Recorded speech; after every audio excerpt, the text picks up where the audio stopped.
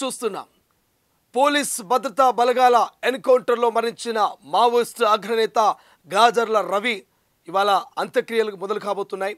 So ఏదైతే ఒక నాటకీయ పరిణామం తర్వాత మరి రంపచోడవరం పోలీసులు గాజర్ల రవి మృతదేహాన్ని పోస్టుమార్టం అనంతరం కుటుంబ సభ్యులకు అప్పచెప్పారు.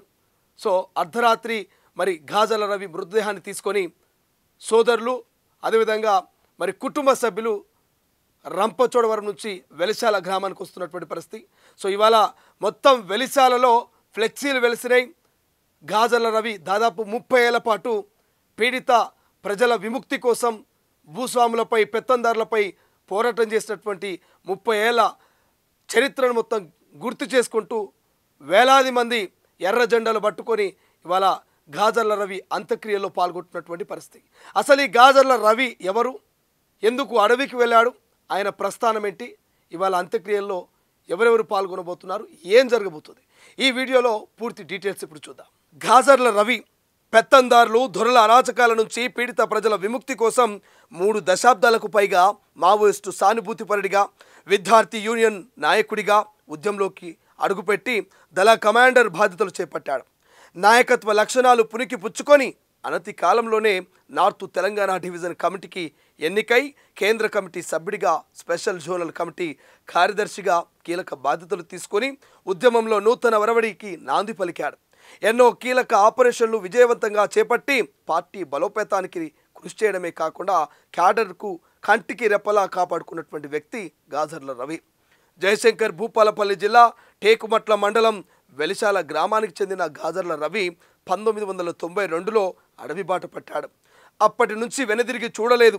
ఈ క్రమంలో ఆంధ్రప్రదేశ్లోని అల్లూరి సీతారామరాజు జిల్లా మారేడుమిల్లి అడవి ప్రాంతంలో బుధవారం జరిగిన ఎన్కౌంటర్లో గాజర్ల రవి నెలకొరిగాడు. కుటుంబ సభ్యుల కన్నా ఉద్యమాలే ఊపిరిగా ప్రజా శ్రేయస్సే ధ్యేయంగా 3 దశాబ్దాలుగా అడవి తల్లి ఒడిలో కాలం గడిపాడు. తల్లిదండ్రులను సైతం కాదని అడవి తల్లి చెంతకు చేరిన గాజర్ల రవి ఉద్యమ ప్రస్థానం బుధవారంతో ముగియడంతో శుక్రవారం పొడమి తల్లి ఒడికి చేరుకున్నాడు. నాటి ఉద్యమకారులు, గ్రామస్తులు కన్నీరు మున్నీరవుతున్నారు గాజర్ల మరణాన్ని చూసి. రవి జ్ఞాపకార్థం వెలిశాలలో పాటు పలు గ్రామాల్లో ఫ్లెక్సీలు ఏర్పాటు చేశారు. ఎన్కౌంటర్లో మావోయిస్టు నేత గాజర్ల రవి అలియాస్ గణేష్ మృతి చెందాడనే సమాచారం సోషల్ మీడియాలో వైరల్ అవుతోంది. సోషల్ మీడియాలో వస్తున్న ఆ వార్తా కథనాలను చూసి వెలిశాల ఒక్కసారిగా ఉలిక్కిపడింది.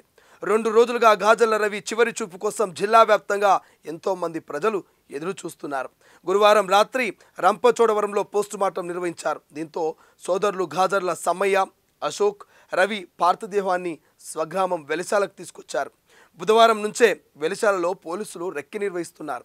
2004లో అప్పటి రాష్ట్ర ప్రభుత్వం చర్చలకు మావోయిస్టును పిలుస్తుండగా వరంగల్లో ఏర్పాటు చేసిన శాంతి చర్చల సమావేశంలో మరి రవణ వస్తున్నాడని వేలాది మంది ప్రజలు, ఎంతోమంది సానుభూతి పరులు హాజరయ్యి ఆ కార్యక్రమంలో దూరం నుంచి చూశానని, ఇప్పుడు విగతజీవిగా చూస్తున్నామని అనుకోలేదంటూ మాజీ సర్పంచ్ అంచల లచ్చన్న కూడా మరి గతంలో గాజర్ల రవి మీద ఉన్నటువంటి ప్రేమను ఇవాళ తెర మీద తీసుకొస్తున్నటువంటి పరిస్థితి. మరోవైపు గాజర్ల రవి 1984లో ఇంటర్మీడియట్ పూర్తి చేశాడు. రాడికల్ స్టూడెంట్స్ యూనియన్లో యాక్టివ్గా పనిచేసి అరెస్ట్ అయ్యాడు. రైతు కూలీ సంఘం వరంగల్ జిల్లా అధ్యక్షుడిగా బాధ్యతలు నిర్వహించాడు. డిగ్రీ చదువుతూ మావోయిస్టు పార్టీ ఉద్యమ బాట పట్టాడు. అంచెలంచెలుగా ఎదుగుతూ ఆంధ్ర, ఒడిశా కార్యదర్శిగా వ్యవహరిస్తున్నాడు. 4 ఏళ్ల కిందట దండకార్యంలో జరిగిన ఎన్కౌంటర్లో ఇతని భార్య జిలానీ బేగం మరణించింది. తాజాగా రవి చనిపోయాడు. దీంతో అతడి 33 ఏళ్ల ఉద్యమ ప్రస్థానం ముగిసినట్లయింది. 2018లో అప్పటి అరకు ఎమ్మెల్యే కిడారి సర్వేశ్వరరావు, మాజీ ఎమ్మెల్యే సివిరి సోమల హత్య ఘటనలో Gajarla Ravi alias Uday, AOB committee senior నాయకురాలు Venkataravi Chaitanya alias Aruna, committee member Anju alias Mase పాల్గొన్నారని పోలీసులు తెలిపారు. అల్లూరు జిల్లాలో గాజర్ల రవిపై సుమారు 150కి పైగా కేసులు, 20 లక్షల రూపాయల రివార్డు ఉంది. అరుణపై సుమారు 150కి పైగా కేసులు, 20 లక్షల రూపాయల రివార్డు ఉన్నట్లు చెప్పారు. అంజుపై 22 కేసులు, ₹1,00,000 రివార్డు ఉన్నట్టుగా పోలీసులు వివరించారు. అల్లూరు జిల్లా శేషరాయ అడవుల్లోనూ మంప అడవుల్లోనూ జరిగిన ఎన్కౌంటర్ల నుంచి ఇటీవల రవి, అరుణ త్రుటిలో ప్రమాదం నుంచి తప్పించుకున్నారని ఎస్పీ తెలిపారు. 3 నెలలుగా అల్లూరు జిల్లాలో తిరుగుతున్నారని పేర్కొన్నారు. ఇక పాపికొండలు అభయారణ్యంలో రంపచోడవరం, దేవినిపట్నం, మారేడుమిల్లి సరిహద్దుల్లో వీరి కదలికలు ఎక్కువగా ఉండవన్నారు. ఈ ప్రాంతంలోనే బుధవారం ఎన్కౌంటర్ జరిగిందని, లొంగిపోవాలని ఎంత చెప్పినా వినకపోతూనే కాల్పులు జరపాల్సి వచ్చిందంటూ పోలీసులు వివరిస్తున్నారు. రైట్, ఒక్కసారి మరి గాజర్ల రవి మృతదేహాన్ని తన సొంత గ్రామమైనటువంటి వెలిశాలకు తీసుకెళ్తున్నారు. ఇవాళ అంతిమ యాత్రలో వేలాది మంది మావోయిస్టు సానుభూతి పరులు మరి గాజర్ల రవిని అభిమానించే వాళ్ళంతా కూడా ఎర్ర జెండాలతో తన స్వగ్రామమైనటువంటి వెలిశాలకు చేరుతున్నటువంటి పరిస్థితి. ఒక్కసారి మా ప్రతినిధి వెంకటరత్నంతో మాట్లాడదాం, మరింత సమాచారం తెలుసుకుందాం. వెంకటరత్నం, వెలిశాలలో ప్రస్తుత పరిస్థితి ఏంటి? అంతిమ యాత్రకు ఎంతమంది వచ్చే అవకాశం ఉంది? ఎలాంటి ఏర్పాట్లు ఉండే ఛాన్స్ కనిపిస్తుంది? వరంగల్కు సంబంధించినటువంటి మాజీ మావోయిస్టులు అలాగే మావోయిస్టులు ఒకరొకరుగా నేలకొడుతున్న నేపథ్యంలో కేంద్ర కమిటీలో కీలక సభ్యులు ఉన్నటువంటి గాజర్ల గణేష్ స్వామి తను ఎన్నికల్లో అసూలు బాసిన సమయం తర్వాత నాటకీయ పరిణామాల మధ్య అతని మృతదేహాన్ని స్వగ్రమైనటువంటి వెలిశలకు తరలించారు. ఈ రోజు ఉదయం చేరుకుంది. అయితే అప్పటికే మొత్తం వెలిశల గ్రామం అంతా ఇదివరకే ప్రతి గడప కూడా మావోయిస్టు నేపథ్యం ఉండేటువంటి ఇల్లే ఉండడంతో గాజర్ల గణేష్ చనిపోయినటువంటి విషయం తెలుసుకుని ఊరంతా కన్నీరు మున్నీరైంది.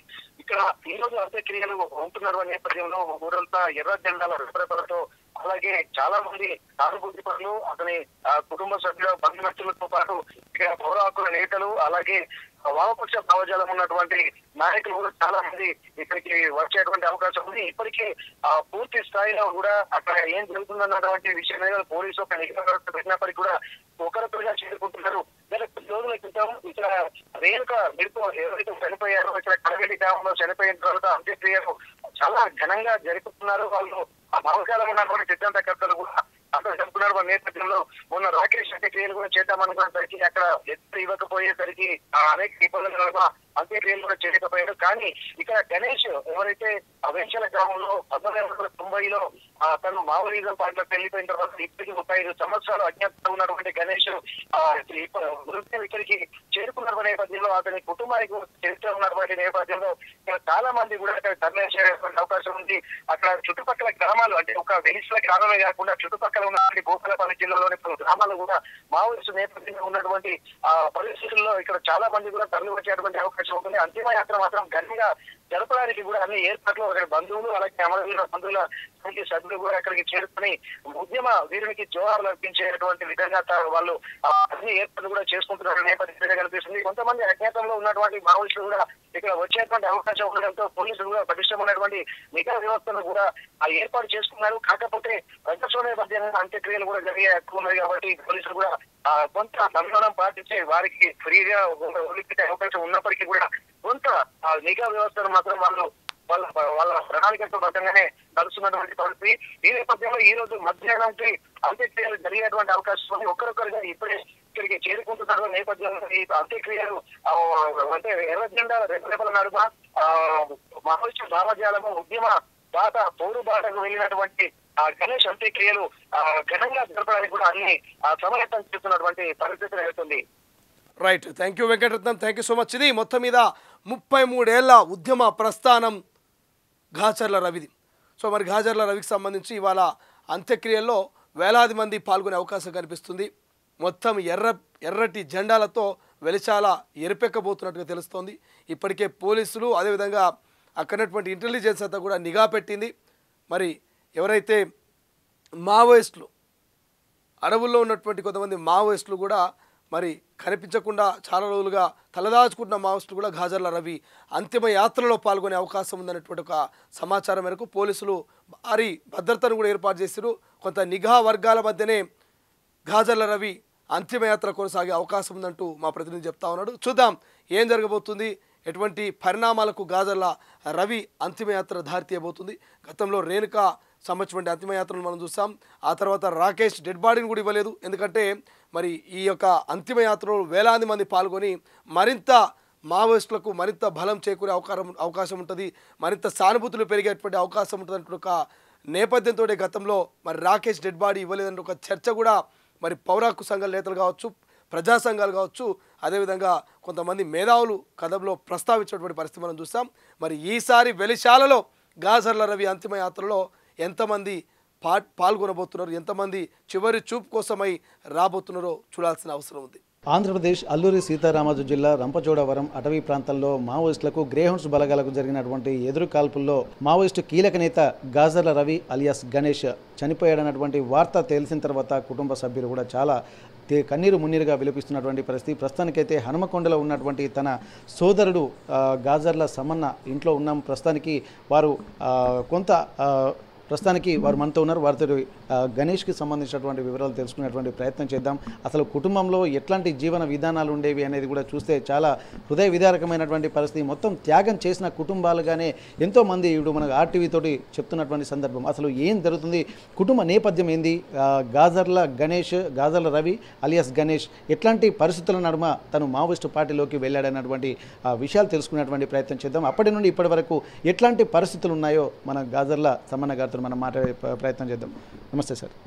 ఇప్పటి వరకు గాజర్ల రవి అలియాస్ గణేష్ చాలా వరకు కీలక నేతగా వ్యవహరించినటువంటి సందర్భాలు చూసాము. చర్చల సమయంలో కూడా చాలా కీలకమైనటువంటి వ్యవహారాలు నడిపినటువంటి వ్యవస్థలు చూసాం. ఇక్కడ అందరి ఆలోచన ఏంటంటే గణేష్ అన్నటువంటి పేరు వింటేనే చాలా వరకు సుపరిచితం ఉన్నటువంటి ఒక కీలక నేత చనిపోయాడన్నటువంటి విషయం కూడా చాలా వరకు కొంతమంది ఇబ్బంది అంటే బాధాకరమైనటువంటి వాతావరణంలోకి తీసుకెళ్ళింది. స్వయానా మీ సోదరుడు కాబట్టి అసలు ఆర్టీవీ ద్వారా మీ కుటుంబ నేపథ్యం, ఎందుకంటే ఇప్పటికే 6 ఒకే కుటుంబం నుండి చనిపోయారన్నటువంటి వార్తలు వస్తున్నటువంటి నేపథ్యంలో చాలా తెలుసుకోవాలన్నటువంటి ఆతృత మాకు కూడా కలుగుతుందండి. అసలు మీ నేపథ్యం ఏంది, అసలు మీ కుటుంబము మావోయిస్టు పార్టీ పట్ల ఆకర్షితం అవ్వడానికి కారణం ఏంటి, ఎట్లాంటి నేపథ్యంలో మీ కుటుంబం అంతా ఒక మావోయిస్టు పార్టీ వైపే ఆలోచించేటువంటి సందర్భాలు కనిపించాయి? గణేష్ మావోయిస్టు పార్టీలోకి వెళ్ళడానికి అనుకూలమైనటువంటి అంశాలు ఏముండేది? మేము మా తల్లిదండ్రికి 5 పిల్లలం. 5 మా తండ్రి మధ్యలోనే పక్షవాతం వచ్చి చనిపోయాడు మా చిన్న తమ్ముడు పుట్టినాక. తర్వాత మా తల్లి ఒక 2-3 సంవత్సరాలు బతికి మా తల్లి చనిపోయింది. అప్పటికి మా తల్లిదండ్రి మాకు నేర్పిన విద్య ఏంటంటే అన్యాయాన్ని ఎదుర్కోవాలి, అన్యాయాన్ని సహించదు.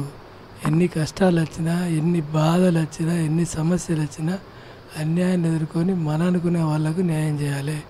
మన తోటి సోదరులకు కానీ మన తోటి సహోదరులకు కానీ న్యాయం జరిపించే పద్ధతిలో మనం మెదలాలని అప్పుడే మా తల్లి ఉన్నప్పుడే మేము ఫస్ట్ పాలేళ్ళ పోరాటం, కూలీ పోరాటం, రైతుల పోరాటం, ఇట్లాంటి పోరాటాలు జరిగినప్పుడు మా ఇంటి చుట్టూ పోలీసులు ఎన్నోసార్లు వచ్చి మమ్మల్ని పట్టుకపోవడానికి ప్రయత్నించిన క్రమంలో నేను ఫస్ట్ అరెస్ట్ అయినా. మా ఇంట్లో నుంచి ఫస్ట్ అరెస్ట్ అయినా నేను.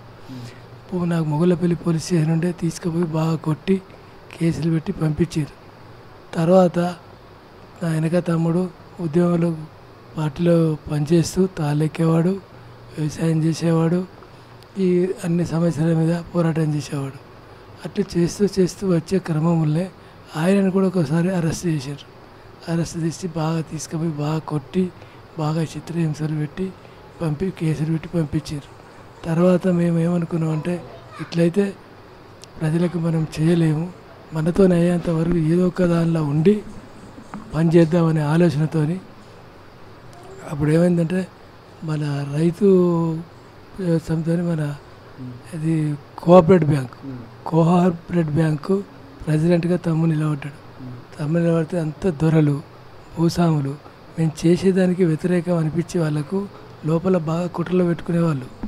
వాళ్ళంతా ఏమైందంటే మనకు పడే ఓట్లు అయితే ఏవేవైతే ఉన్నాయో వాళ్ళ కార్డు ఉంటేనే, అంటే బ్యాంకుల సభ్యత్వం ఉన్న వాళ్ళకే ఓటు హక్కు. ఆ బ్యాంకుల సభ్యత్వం ఉన్న కార్డులన్నీ కొన్ని మన దగ్గర ఉంటాయి, కొన్ని బ్యాంకులు ఉంటాయి. ఆ బ్యాంకులో పోయి మనకైతే ఏవేవి పడతాయి అనుకున్నారు ఆ కార్డులన్నీ చింపేసారు. చింపేసినాక మనం ఎలక్షన్ కాడ పోయే వరకు నాకు లేదు ఓటు, నాకు లేదని వీళ్ళంతా వాపసు వస్తున్నారు. అరే ఇదేంది ఇట్లా వాపసు వచ్చేది ఏంది అని పోయి లొలి చేస్తే అన్నీ చింపేసారు. అప్పుడు ఏంది వాళ్ళది ప్రభుత్వం, వాళ్ళ రాజ్యం, వాళ్ళ ఏంది దొరలు చెప్పింది నడుస్తుంది. అప్పుడు రెడ్డోళ్ళు ఏదో నిలబడ్డది, రెడ్డోళ్ళు చెప్పింది నడిచింది, రెడ్డోళ్ళు చెప్పింది కేసు పెట్టమన్నారు. కేసు పెడితే ఏముంటుంది అంతా వాళ్ళదేనా. కేసు పెట్టినా సపరేట్గా గింతే ఇటు చేయనా గింతే అటు పోయినా గింతే సపరేట్గా ఎవరి పనాలు చేసుకుంటూ ఉన్నాం. మళ్ళా పార్టీ అక్కడికి ఆర్గనైజేషన్ వచ్చింది, మా ఊరికి ఆర్గనైజేషన్ వచ్చి రవి అన్నట్టు ఆయన ఫస్ట్ ఒక ఆర్గనైజర్ వచ్చిండు. అక్కడ వచ్చి అన్నిటి మీద స్ట్రగుల్ చేస్తూ మమ్మల్ని తాపు పిలిచి మాట్లాడేవాడు. మీరుంటేనే బాగా నడుస్తుంది, మీరు మాట్లాడగలుగుతారు, చెప్పగలుగుతారు, అర్థం చేయించగలుగుతారు అని. ఇట్లా వస్తా అంటే మనం కూడా అన్యాయాన్ని చూసి ఆపుకోలేక ప్రతిదాన్ని ఎదిరించేవాళ్ళం. ఎదిరిస్తూ ఇట్లా పోతూ పోతూ నడుస్తుంది. నడిచే క్రమంలో ఈయనను చంపాలనే టార్గెట్ తీసుకున్నారు. ఎవరిలో తమ్ముడిని. సరే ఆ క్రమంలో నాకు రన్నింగ్ అప్పుడు సింగరేణి రన్నింగ్ పెడితే భయపడి వచ్చింది. రన్నింగ్లో గెలిచినాం. పనికొచ్చి పనిలో తమ్ముడు కూడా నా వెంబడి వచ్చి అక్కడ ఉన్నాడు. నన్ను అక్కడ ఉంటే చంపుతారు, నువ్వు ఉండకు అక్కడ అని చెప్తే నా వెంబడి వచ్చి అక్కడ ఉండి ఒక పని కొన్నాం మేము.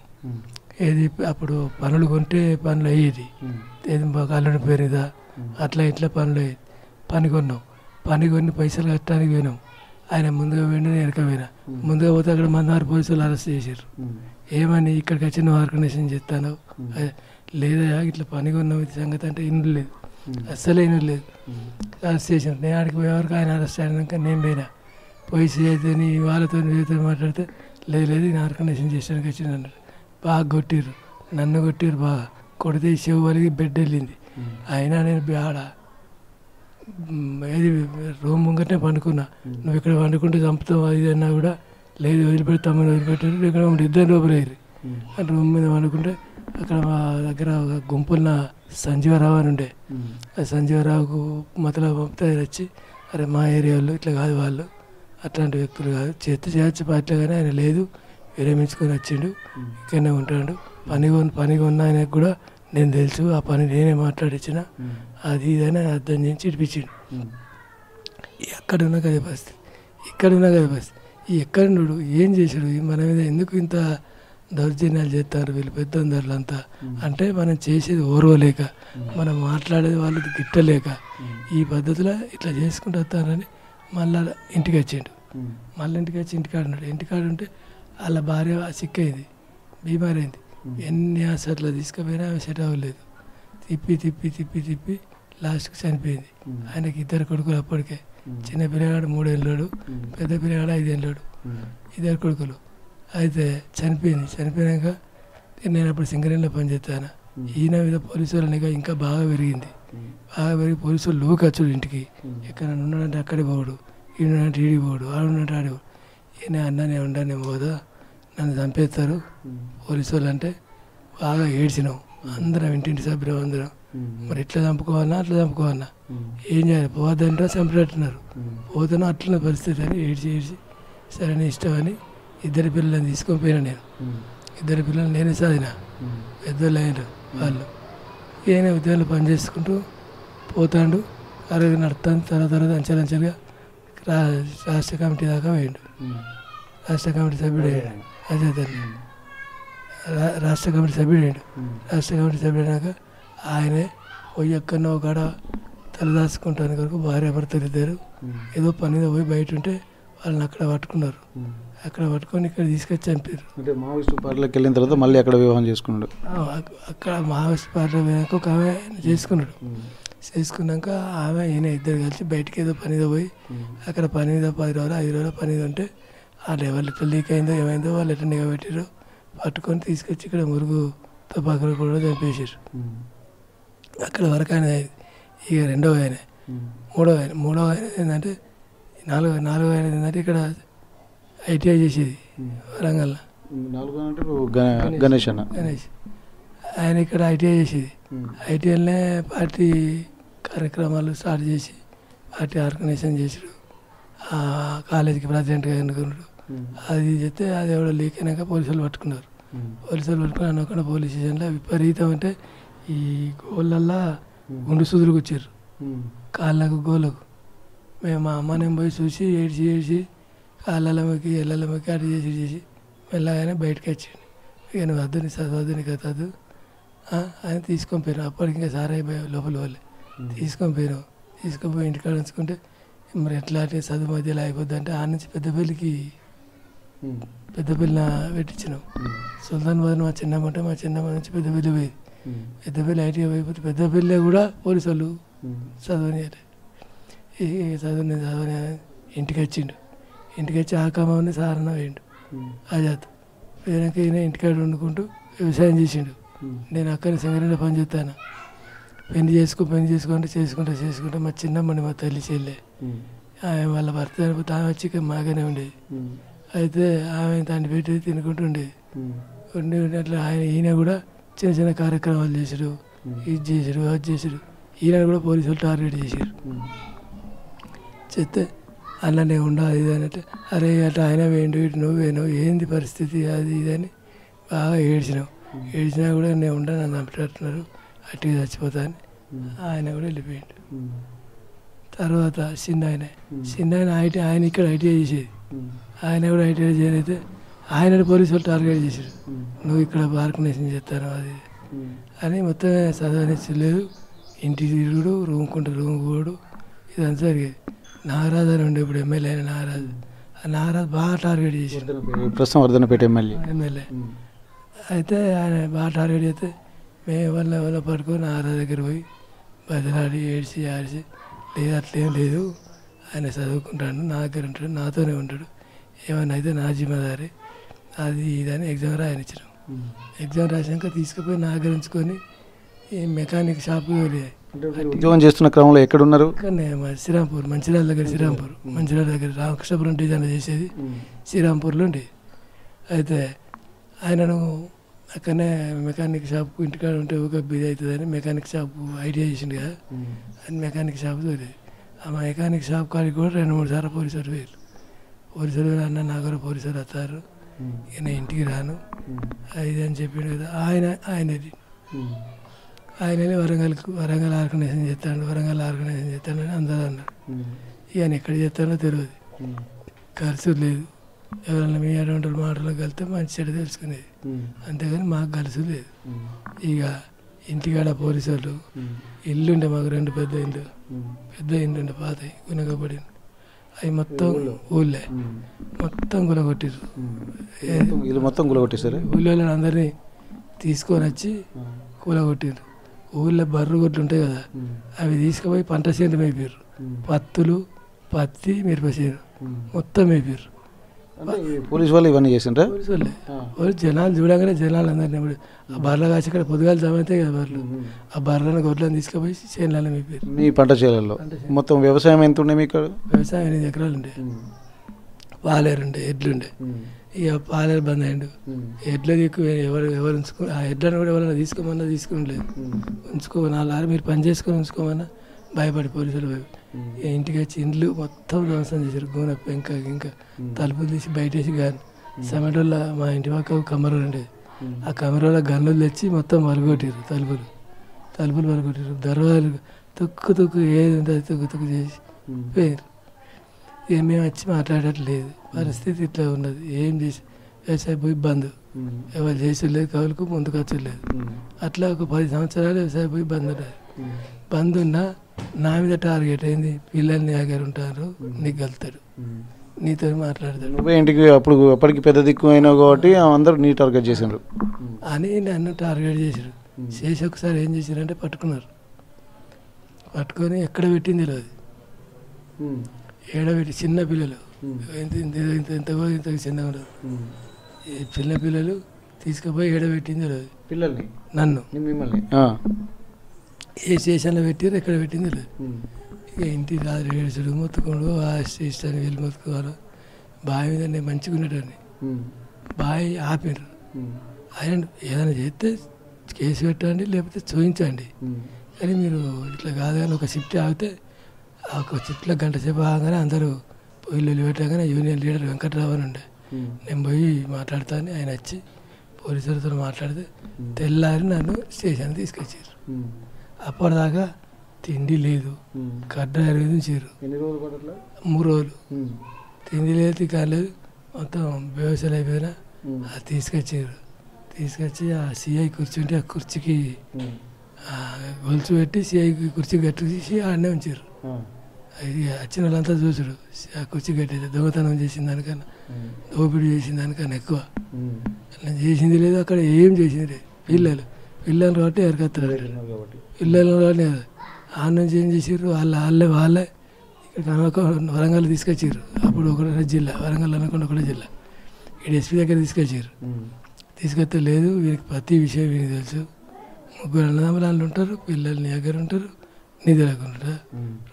లేదు సార్ నాకు ఏం తెలియదు సార్, మీరు ఏదైనా ప్రూఫ్ ఉండి ఏమైనా కలిసినట్టు, ఏమైనా మాట్లాడినట్టు ఎవరైనా మీకు చెప్పినరా, ఏదైనా ఉంటే లేదు లేదు అవన్నీ మీకు సీక్రెట్లు నడితే అట్లా 4 వరకు కేసు పెట్టారు. 4 కేసులు పెట్టి ఆసిఫాబాద్ జైలు పంపారు.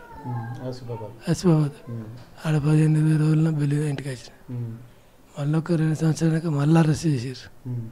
అరెస్ట్ చేసి బాగా కొట్టారు. బాగా కొట్టి కేవలం పిల్లలు మీ దగ్గర ఉన్నందుకు ఇక అంతే, వేరే ఏం లేదు. వాళ్ళకు నేను కలిసి కలిసిన ప్రూఫ్ కూడా లేదు. పిల్లలని కలుతాడు, పిల్లలని ముగ్గురు వినాక ముగ్గురు కావాల అనుకోకుండా ఆయన చిన్న ఆయన చెప్తాడు. నువ్వు అనుకోకుండా నేను అత్తకు పోతావు కదా, అప్పుడు ఇల్లు లేదు ఏది లేదు ఇక్కడ. అనుకోకుండా నువ్వు అత్తకు పోతావు కదా, అనుకోకుండా నీకు ఎలా పడేది, నీ దగ్గరే ఉండిపోయిందిగా. నువ్వు అన్నావు కదా అప్పుడు నాతోనే ఉంటాడు, నాతోనే చేస్తాడు. మీరు రాయనీరు సార్ ఎగ్జామ్ అయినప్పుడు అన్నావు కదా, నీకు తెలియకుండా ఎట్లా పోతాడు. అట్లా మళ్ళీ అప్పుడు తీసుకొచ్చారు, ఇక్కడికి తీసుకొచ్చి బాగా కొట్టారు. కొట్టి ఇక్కడికి చేరి పంపారు. ఇక్కడ చేరి 15-20 రోజులకు బెల్ వచ్చింది. ఏదైనా కేసుకి వచ్చేది, కేసుకు వచ్చుకుంటూ పోకుండా కేసుకుంటే నాకు ఏం చేశారు, మళ్ళీ 1 సంవత్సరం అయినాక మళ్ళీ మంచిగా అరెస్ట్ చేశారు.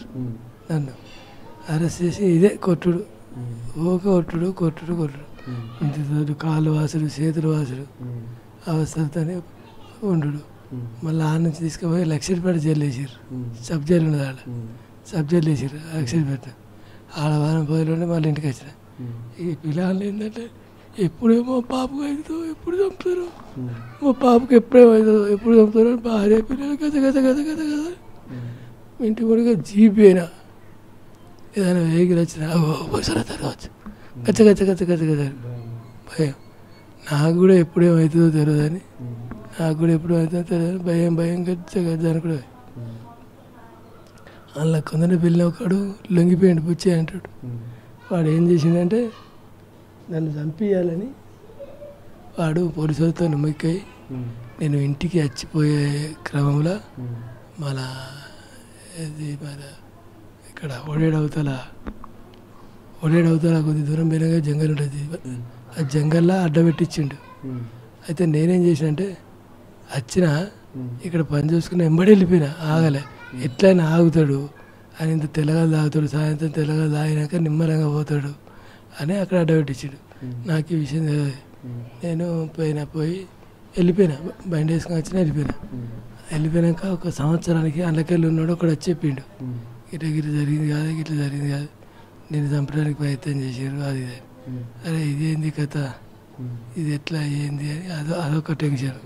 ఎప్పుడు ఏం చేస్తారో తెలియదు. ఎప్పుడు ఇంట్లో కూడా గచ్చ ఆడుకోడు. డ్యూటీ పోయినాక నైట్ షిఫ్ట్ సెకండ్ ఉంటుంది, అది కూడా ఇంటికి వచ్చేదాకా గచ్చ ఆడుకోడు. ఇదంతా ఇట్లున్నాగా 4 గంటల తర్వాత నేను ఫస్ట్ షిఫ్ట్ పోయినా డ్యూటీకి. 7 గంటలకు పోతే 3 గంటలకు వచ్చేది. ఒక 50 మంది పోలీసు వాళ్ళు, డిఎస్పీ, ఎస్ఐలు, సిఐలు మొత్తం వచ్చి ఆ వాడ మొత్తం గిరాబ్ చేశారు.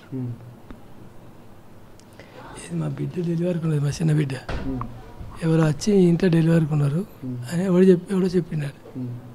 వచ్చి మొత్తం గిరేసుకొని మొత్తం చెక్ చేస్తే ఏముంటుంది ఇంట్లో, ఏం లేదు. ఇక అప్పుడు తట మోసేది లేదు. బిల్డింగ్ చేసానికి కొరకు ఆ బ్లాస్టింగ్ అయిన వైర్లు ఉండే, సన్న వైర్లు, అవి ఇట్లా గుంజి కట్టుకునేది అట్లా కూర్చిపోకుండా. ఆ వైర్ దొరికితే వైర్ పట్టుకొని పోయారు. తెల్లారి రమ్మని చెప్పారు, పోయారు.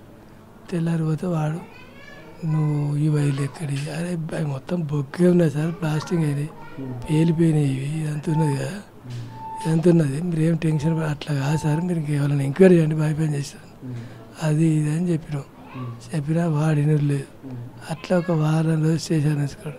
మా సడ్డకుడు ఉండే, ఒక రొట్టెలో ఉంటాడు ఆయన కొంత అందరితో పరిచయాలు ఉన్నాయి. ఆయన ఏ ఆపత వచ్చినా ఉరికొచ్చి ఇడిపించుకుంటా, చెప్పుకుంటా, పాదాలు అంతా తీసుకుంటా, ఇట్లే పోయి ఎప్పుడు ఏం జరుగుతుందో గజ్జ అనుకుంటూనే ఉంటాడు. ఎప్పటిదాకా వీళ్ళు మన రాష్ట్రం విడిచి వేరే రాష్ట్రం పోయేదాకా. అంటే వీళ్ళు వెళ్ళినటువంటి ముగ్గురు కూడా దాదాపు మన రాష్ట్ర స్థాయి నుండి కేంద్ర కమిటీలోకి వెళ్ళినటువంటి వాళ్ళే. ఈయన చిన్న ఆయన కూడా రాష్ట్ర కమిటీ పోయిన ఆయన, కేంద్ర కమిటీ పోయిన ఆయన ఒక ఆయన. వీళ్ళిద్దరు రాష్ట్ర కమిటీ పోయిన వాళ్ళే. ఇద్దరు పార్టీలో బాగా పేరున్న వాళ్ళే, మామూలు పేరున్న వాళ్ళు కాదు, బాగా పేరున్న వాళ్ళే, బాగా కథ. ఇక వాళ్ళు ఇట్లా హింసలు పెట్టుకుంటే ఇప్పుడు ఆయన ఈ రాష్ట్రాల నుంచి వేరు వాళ్ళు కొంచెం తగ్గితే ఉన్నది. ఇట్లా అనుకుంటారు. అయితే తీసుకొచ్చి ఒకరికొకరు. నవీన్ అంటే మా అన్న కొడుకు, ఆ పిల్లగాడు కూడా ఇట్లే వాడిని వాళ్ళ అన్న అక్కడెక్కడ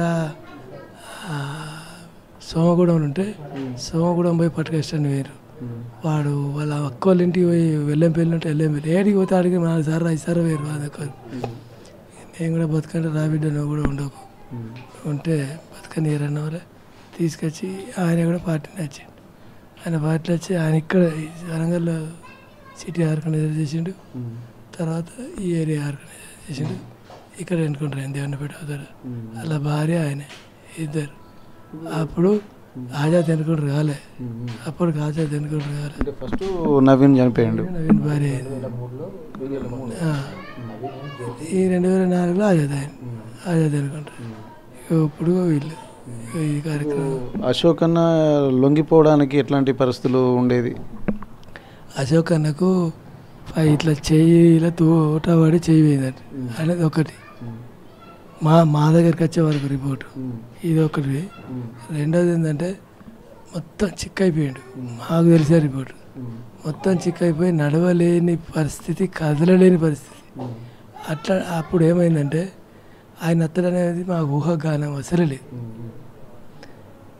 అప్పుడు ఏమైంది నేను వెమలవాడ పోయి ఇంటికి పోతున్నా అంటే ఫోన్ చేసిండు ఎవరో ఫోన్ వస్తుంది ఫోన్ అన్న నేనంటే ఎవరు నువ్వు అంటే నేనే అశోక్ అన్న ఏంది ఎందుకు ఫోన్ చేసినా ఏంది మాకు తెలియదు వాళ్ళే ఏంటంటే మళ్ళీ ఫోన్ మాట్లాడినా పోలీసులు పట్టుకునే పరిస్థితులు ఏంటంటే లేదు ఏం లేదు అట్టుగానే చేసినా నువ్వేం టెన్షన్ పడకు సరే అన్నట్టు పెట్టేసిండు తర్వాత మేము పోయి వచ్చాము నైట్ షిఫ్ట్ డ్యూటీ పోయి వచ్చిన నేను డ్యూటీ వచ్చి ఇంకా తానం చేయలే ఫోన్ చేసిన వాళ్ళు ఏంటంటే నువ్వు ఇలా గిడికి రా అన్న ఎక్కడ నేను ఉండే దగ్గరనే కిలోమీటర్ దూరం ఆడికి పోయినా ఆడి వరకు అన్నాడు ఏంది నువ్వు ఇట్లా మొత్తం చిక్కిపోయాడు సొలుగుతాడు మాట్లాడడానికి అవకాశం లేదు సొలుగుతాడు ఏంది ఇట్లెందుకు అయింది ఏంటంటే నేనైతే ఏమన్నా కూకుంటా బా చాయ్ తాగడా నీళ్ళు తాగడా కానీ చేద్దాం బా అంటే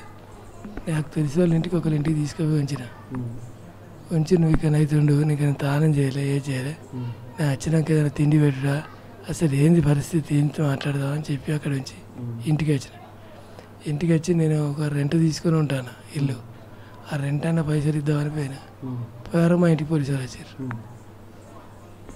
వచ్చి నాకు ఫోన్ చేశారు మేము పోలీసులు ఇంటికి వచ్చినాం అశోక్ కావాలి మేము అశోక్ నేరుగా వచ్చిన ఫోన్ చేసి అరే ఇదేంది ఆశ్చర్యం ఇది విచిత్రం అవుతుంది ఇట్టేంది ఆయన వచ్చి 10 నిమిషాలు కాలేదు ఆయన ఎంబడే వచ్చారు ఎట్లా వచ్చారు మరి ఎంబడే చెప్పడం ఎట్లా పట్టుకోలేదు ఎట్లా వచ్చారు ఏంది అని ఫుల్ టెన్షన్ అయ్యి సరే అని దండమంట నేనైతే ఎక్కడి నుంచి అక్కడికి ఫోన్ చేసి అయ్యా నువ్వు ఆయన వెళ్ళిపోమ్మాను పోలీసు వాళ్ళు మా ఇంటికి వచ్చారు నేను కూడా ఇంటికి పోను ఇంటికి పోయి ఇప్పుడు నన్ను పట్టుకొని కొడితే నేను నీ అడ్రస్ చెప్పచ్చు నేను చంపుతాను నన్ను చంపుతారు నువ్వు ఉండకు అక్కడి నుంచి వెళ్ళిపోవని చెప్పిన నేను కూడా వెళ్ళిపోతే నా ఎంబడే ఫాలోయింగ్ వాళ్ళు సెల్లు ఉన్నది కదా జేబులో ట్రైన్ ఎక్కి సెల్లు గిల్లు అంత తీసా ట్రైన్ కింద వారేసి అనకొండకి వచ్చిన అనకొండ అప్పుడు ఇల్లు కట్టినాము అనకొండకి అయితే అనకొండగా 7 ఉండాలి పోయి ఇంటికి పోతే ఇంటికి వస్తారు కావచ్చు 7 ఉండాలి ఏంది ఏం కదా ఇట్లా ఇంకెవరు చేస్తా ఉంటానా మా ఊరు పక్క ఒక ఆయన మహేందర్ అని కానిస్టేబుల్ ఉంటాడు ఆయన ఫోన్ చేసిండు ఫోన్ చేస్తే పోలేగా నా దగ్గర మా అన్న కొడుకనే వాళ్ళు పోచాలు ఉంటాడు వాడిని ఫోన్ చేస్తే వాడు ఎక్కడెక్కడ ఉంటాడు బాబు అని వాడు ఎంక్వైరీ చేసుకుంటూ వచ్చిండు వస్తే నా వాళ్ళ ఇంటికన్నా ఉంటే ఏంది బాబు ఎట్లా అయిందంటే ఇట్లా అయిందిరా అంటే నువ్వేం భయపడకు పోలీసు వాళ్ళు మీ ఇంటికి వచ్చారు కదా ఇంకో బ్యాచ్ మహేందర్ బ్యాచ్ ఉన్నది ఆ మహేందర్తో నీకు మాట్లాడిస్తా నీకేం కాకుండా చూస్తా అది అంటే నేను నమ్మకపోతే లేదు బాబు ఏం కాదు బాబు నేను ఉన్నా కదా బాబు నీకు అది అని వాడు తీసుకొని పోతే 2 సిఐలు ఎస్ఐ ముగ్గురు వచ్చారు ఆపిరు నన్ను కొట్టుడు గిట్టుడు ఏం చేయలే కానీ మాట్లాడి లొంగిపోమని చెప్పు ఆయనను లేదా అట్టుగా చచ్చిపోతాడు అనవసరంగా 1 నిమిషం లేట్ అయితే ఆయన నేను ఇద్దరు పట్టుకున్నాడు అట్లా ఇట్లా అని చెప్తే ఆయన మన దగ్గర నుంచి పోయింది కదా వేరేకి ఎక్కడన్నా తెలియదు 2 నెలలు లేడు 2 నెలలు అడ్రస్ లేకుండా పోయాడు తర్వాత ఎక్కడ ఏంది ఏం కదా అని మళ్ళీ ఆయన ఎంక్వైరీ చేసి అన్న మరి ఏమైంది ఏం కథ అని మళ్ళీ నాకు మధ్యలో పంపితే నేను పోయి ఎస్సీ దగ్గరికి పోయినా, అక్కడికి హైదరాబాద్ పోయి తమ్ముడు లొంగిపోతాడు సార్, ఇది పరిస్థితి అంటే తీసుకొచ్చాక మీరు కొట్టుడు తిట్టుడు హింసలు పెట్టుడు ఇబ్బందులు చేసుడంటే ఆయన రాడు, ఆయనకు వచ్చే ఉద్దేశం లేదు. కానీ మేము కాళ్ళలో వాడి మొక్కుతాను, ఏడుతాను, కొంచెం కనికరించిండు. ఆరోగ్యం కూడా మంచిగా లేదు, ఆరోగ్య పరిస్థితి సీరియస్ ఉంది, ఇది పరిస్థితి అని చెప్పినాం. సరే సరే అని తీసుకురామంటే తీసుకుపోయాను. తీసుకుపోతే ఆయన వెంబడినే ఉన్నా, లేదు నువ్వు వెళ్ళిపోవంటే నేను పోలేదు, నేను నిన్నే ఉంటా, నేను తీసుకొచ్చిన ఏమన్నా అయితే నేను చంపినట్టయితే నా తమ్ముడిని, నేను పోనని నేను ఆడనే ఉన్నా. వారం రోజులకు ఆడ నుంచి ఈడీ తీసుకొచ్చారు వరంగల్ తీసుకొచ్చి అప్పుడు లొంగిపోయినట్టు చూపించారు. చూపించినాక ఇంటికి తీసుకొచ్చుకుంటే ఆరోగ్యం మంచిగా లేదు. మళ్ళా ఇక్కడ హాస్పిటల్ తీసుకొచ్చి ఇక్కడ వీళ్ళు మంచిగా లేదు, సీరియస్ ఉన్నారు. యశోద హాస్పిటల్ తీసుకుపోయి యశోద హాస్పిటల్ 20 రోజులు. ఇక ఆడ నుంచి మళ్ళీ చుట్టాలు హాస్పిటల్ ఉంటే ఆడి పోయినాం. ఆ నుంచి కొంచెం ఆయన రికవర్ అవ్వడానికి సంవత్సరం పట్టింది రికవరీ. ఓకే, ఇప్పుడు గణేష్ అన్నను కూడా మరి ఇప్పుడు మీకు లొంగిపోయే సందర్భాలు మీరు ఏమైనా చెప్పినరా? వాళ్ళు ఎన్నిసార్లు కూడా లొంగిపోమని చెప్పి మిమ్మల్ని కూడా కొద్దిగా బెదిరింపులకు గురి చేసిన నేపథ్యంలో ఇప్పుడు వాళ్ళ ముగ్గురు లోపలినప్పుడే నన్ను కొత్త ఎస్సీ వరంగల్కి ఎవరు వచ్చినా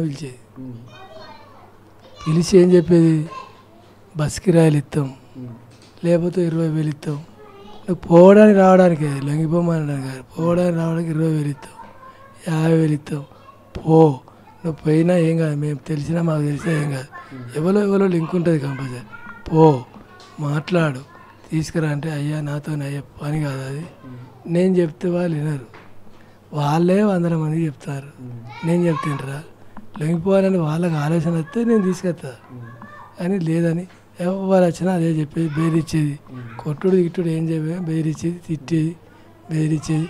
పైసలు ఇస్తానంటే అయ్యా నేను రూపాయి తీసుకోను, నేను ఇంత ఉద్యోగం చేసుకుంటాను, అట్లాంటి ఆలోచన ఉంటే నేను తీసుకొస్తాను, నాకు పైసలు 10-20 ఎందుకు, నేను 20,000 జీతం చేసుకుంటాను 6 రోజులల్లో తెచ్చుకుంటాను కదా అని. ఇట్లే ఎస్పీ వచ్చినా కంపల్సరీ పిలిచుడు మాట్లాడు.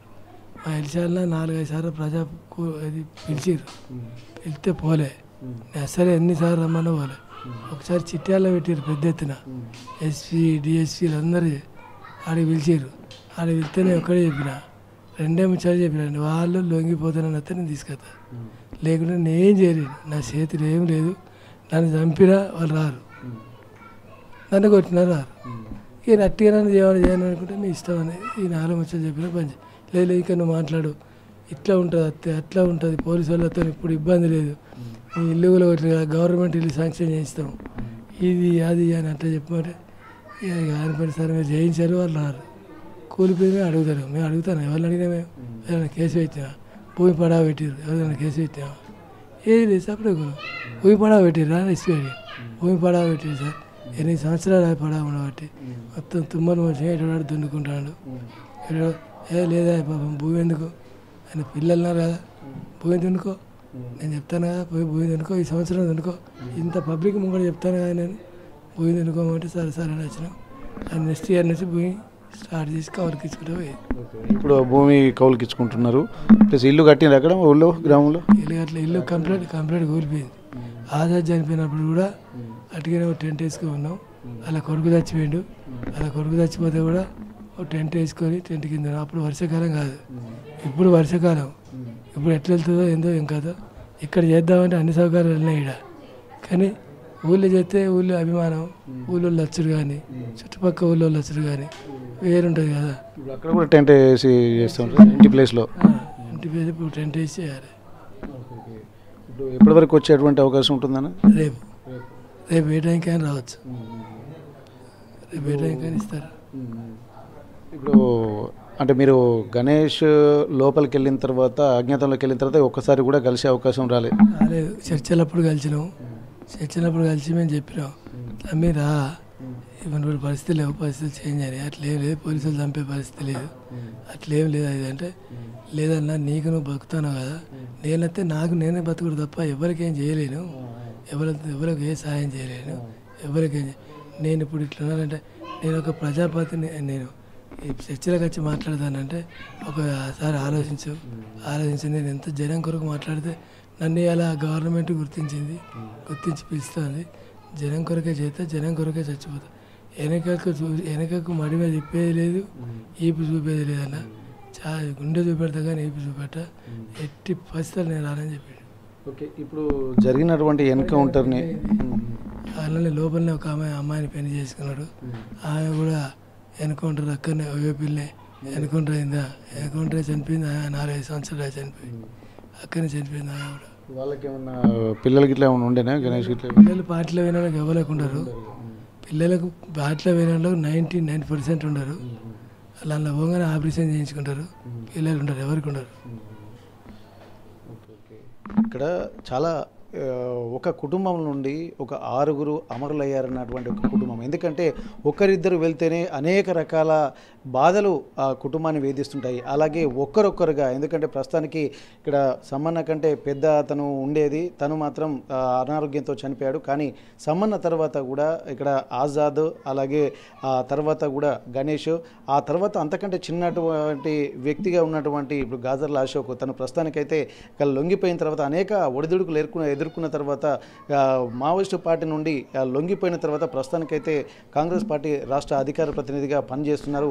వీరికంటే ముందు అందరికంటే వాళ్ళ కుటుంబ సభ్యులు అంటే వీళ్ళ పెద్దనాన్న ఆ కొడుకు తను నవీన్, తను కూడా అజ్ఞాతంలోకి వెళ్ళిన తర్వాత మొత్తం అంటే భార్యాభర్తలు అంటే 3 వీళ్ళ సోదరులు, అలాగే వారికి సంబంధించినటువంటి అక్కడే పెళ్లి చేసుకున్నటువంటి వాళ్ళు మరో 3 మొత్తం 6 కూడా అమరులైనటువంటి పరిస్థితి చెప్తున్నారు. ఇక్కడ తను కీలకంగా వ్యవహరించినటువంటి నేపథ్యంలో ఒక క్షేత్రస్థాయిలో సమస్యలను కూడా పరిష్కరించేటువంటి ఆలోచనలు తనకు ఉన్నాయి. కాబట్టి తనకు నేను బయటికి వస్తే నాకు నేనే బతకాల్సి వస్తుంది, సమాజం కోసం ఏం చేయలేనన్నటువంటి ఒక ఆలోచనలతోటి కూడా తను కుటుంబ సభ్యులకు చెప్పినట్టుగా తెలుస్తుంది. ఏదేమైనా సరే మాట తప్పేది లేదు, మడమ తిప్పేది లేదు, వెన్ను చూపేది లేదు.